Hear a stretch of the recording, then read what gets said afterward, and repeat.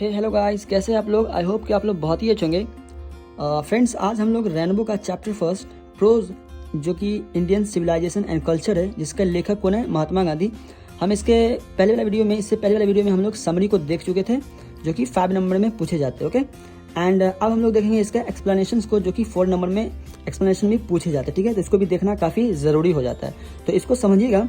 पहला नंबर हमने लिया है, जो लिया है कह रहा है यहाँ पे, देखिएगा, वीडियो का स्किप मत करिएगा, इसको पहले समझ लीजिए। ठीक है, काफ़ी बच्चों को बहुत कन्फ्यूजन होती है कि इस एक्सप्लेनेशन को कैसे लिखना है। तो ठीक है, तो इसको समझिए।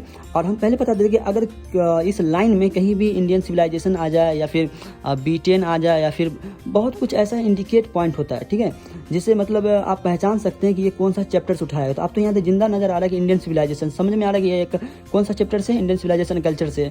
तो इसी बारे में हम इस लाइन में जो कहेगा उसी लाइन के बारे में हमको यहाँ पे एक्सप्लेन करना है। ठीक है, तो ज़्यादा भारी नहीं है यार, बहुत आसान क्वेश्चन होता है। ठीक है, बहुत आसान चीज़ होता है, इसे समझिएगा और वीडियो को स्किप मत करिए। और अभी तक मेरे चैनल पे नए हैं तो मेरे चैनल को सब्सक्राइब जरूर कर लीजिएगा, ताकि हम अगला वीडियो अपलोड करें, अगला एक्सप्लेनेशन, तो आपको उसका वीडियो जल्द से जल्द मिल जाए। ठीक है, तो चलिए हम लोग पहले नंबर क्वेश्चन को आज हम लोग एक्सप्लेन करते हैं। ठीक है, तो क्वेश्चन कुछ यूँ है, कह रहा है यहाँ पे कि I believe that the Indian civilization has evolved and is not to beaten in the world. ठीक है, मतलब कह रहा है, गांधी जी कह रहे थे कि मुझे विश्वास है कि भारतीय सभ्यता को कोई भी दुनिया में हरा नहीं सकता है।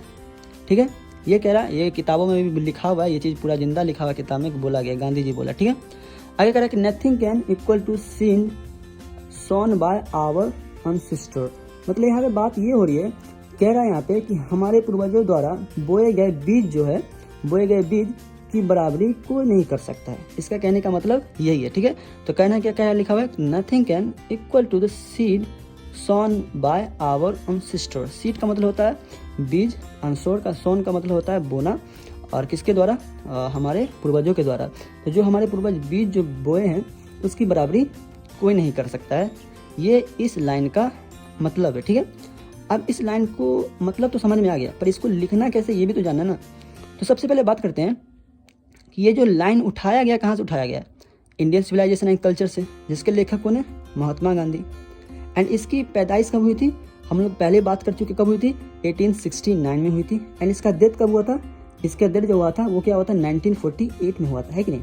अब इसकी पैदाइश कहाँ हुई थी, गुजरात में हुई थी। ठीक है, ऐसे किस नाम से भी जाना जाता है, इसे बापू एंड राष्ट्रीय पिता के नाम से भी जाने जाते हैं। तो इतना चीज़ हमको पता ही है, इस लाइन के अकॉर्डिंग पता चल गया। तो सबसे पहले हमको यही इन्फॉर्मेशन लिखना है, पहले हमको राइटर के बारे में इन्फॉर्मेशन लिखना। ठीक है, तो चलिए देखिए आंसर में हमने क्या लिखा है, काफ़ी आसान है, बहुत ही ईजी है, आप बिल्कुल भी घबराइएगा मत, इसको बहुत ईजी तरीके से आप एग्जाम में लिख के आ जाएंगे। This is my guarantee. ठीक है, बिकॉज पहले आप पूरे वीडियो को देखिए। ठीक है, चलिए, तो आंसर में लिखा हूँ, the given stanza has been taken from Indian civilisation and culture. ठीक है, यहाँ पे स्टेंजा का मतलब होता है लाइन। ठीक है, टेकन फ्रॉम का लिया गया। ठीक है, तो मैं आपको हर वर्ड्स का मीनिंग बताऊंगा हिंदी में, आप उसको नोट जरूर करते रहिएगा। ठीक है, और कुछ वर्ड मैं नीचे लिख भी दिया हूँ। ठीक है, तो लिखा है यहाँ पे, the given stanza has been taken from Indian civilisation and cultures. मतलब बोला गया कि यह जो लाइन लिया गया है वो कहाँ से लिया गया, बोले इंडियन सिविलाइजेशन एंड कल्चर से उठाया गया। ठीक है, which is written by Mahatma Gandhi, जिसके लेखक कौन है, महात्मा गांधी। ठीक है, अब मैं आपको ये बता दूं कि महात्मा गांधी का पूरा नाम क्या था, बोले मोहनदास करमचंद गांधी, पता है ना। तो मैं पहले ही डिस्कशन कर चुका हूँ समरी में। ओके, और आगे देखते हैं, कहता है कि ही वॉज बॉर्न इन 1869। इसकी पैदाइश कब हुई थी, 1869 में, एंड डेड इन 1948। इसकी मृत्यु कब हुई थी, 1948 में, है कि नहीं। एंड आगे हमने लिखा है, he is known as a father of nations. यह राष्ट्रीय पिता के नाम से भी जाने जाते हैं। आपको जितना भी एक्सप्लेनेशन आएगा, क्या एक्सप्लेन वाला क्वेश्चन रहेगा, आपको यहाँ से लेके यहाँ तक का टोटल क्वेश्चंस का आंसर पहले यहाँ से लेके यहाँ तक का लिखना है। कब, किस में, सिर्फ इंडियन सिविलाइजेशन का अगर एक्सप्लेनेशन रहे तो। बात समझ में आई, यहाँ से लेके यहाँ तक आपको सेम लिखना है, कुछ भी चेंजेस नहीं करना है, बिल्कुल भी चेंज नहीं करना। ओके, नाउ आगे देखिए, अब इस क्वेश्चन में जो दिया गया है उसका यहाँ पे एक्सप्लेन करिए, किस तरह लिखा हूँ देखिए, आप देखिएगा। तो गांधी जी कहते हैं, Gandhi ji explains that Indian civilization is unbeatable. Oh sorry, meaning थोड़ा मिस्टेक प्रिंट हो गया है, अनबीटेबल होगा यहाँ पे, क्या बोले, अनबीटेबल होगा। इसको थोड़ा सा आप लिख लीजिएगा, अनबीटेबल। ठीक है, जिसे ना हराया जा सकता है। ठीक है, तो उसको कहते हैं हम हिंदी में हराया नहीं जा सकता। अनबीटेबल को हिंदी में क्या कहते हैं? हराया नहीं जा सकता। ठीक है, तो यहाँ देखिएगा, Gandhi ji explain that Indian civilizations is unbeatables when compare to the other civilizations of the world. मतलब गांधी जी यह व्याख्या किए, जब पता किए कि पूरी दुनिया को जब देखें और व्याख्या किए, अध्ययन किए, तो गांधी जी को यह पता चला कि पूरी दुनिया में भारतीय सभ्यता को हराना नामुमकिन है। मतलब हराया नहीं जा सकता है, भारतीय सभ्यता को नहीं हराया जा सकता। मतलब हमारे भारतीय सभ्यता को पूरी दुनिया में नहीं हराया जा सकता है। जब गांधी जी इस चीज़ का व्याख्या किए, ठीक है, जब इस चीज़ के बारे में मालूमात किए, तो पता चला कि हमारे भारतीय सभ्यता को कोई भी हरा नहीं सकता या फिर इसे हराया नहीं जा सकता। ठीक है, इस यहाँ से लेके यहाँ तक का अर्थ यही है। तो फिर से मैं पढ़ता हूँ।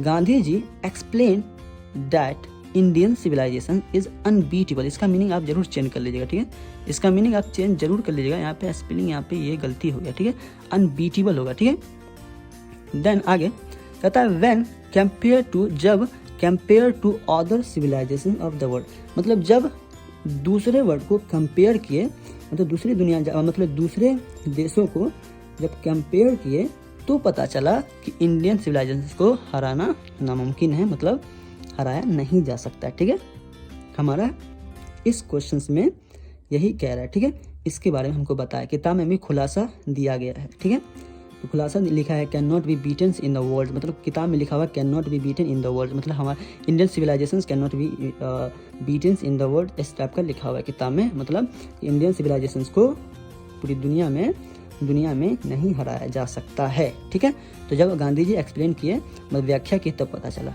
अब आगे देखिएगा, वीडियो थोड़ा लंबा होगा, दिक्कत मत लीजिएगा, आपको पूरा क्लियर ही कर दूंगा। ठीक है, कहता है कि मोरल वैल्यू, आगे जो लिखा हुआ है, moral value thought by our ancestor is the base of our civilisations and can not be equate.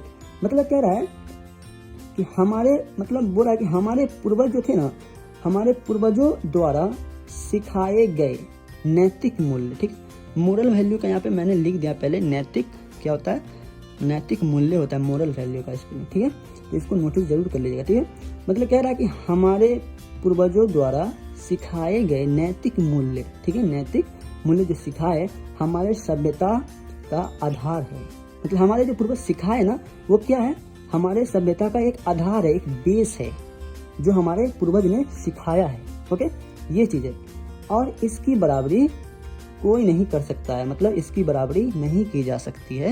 यहाँ पे लिखा हुआ है our ancestor is base of our civilisations and can not be equate. मतलब इसकी हमारी बराबरी कोई नहीं कर सकता है, या फिर इसकी बराबरी नहीं की जा सकती है। ठीक है, तो इस एक्सप्लेनेशंस का, इस लाइन का यहाँ से लेके यहाँ तक का अर्थ है।